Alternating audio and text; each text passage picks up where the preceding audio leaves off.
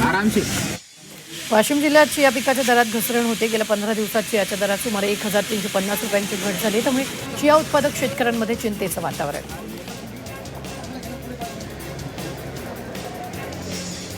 वाशिम जिल्ह्याला यंदा हरभरा पिकाला बदलत्या वातावरणाचा फटका बसला. हरभऱ्यावर मर रोगाचा प्रादुर्भाव झाला, त्यामुळे उत्पादनात घट झाली असून शेतकऱ्यांना एकरी केवळ 3 ते 4 क्विंटलपर्यंतच उत्पादन मिळतं.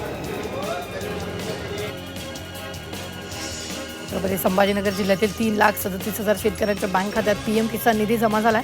ऐन शेती कामाच्या लगबगीत मिळालेल्या निधीमुळे शेतकऱ्यांमध्ये समाधानाचं वातावरण पाहायला मिळतं.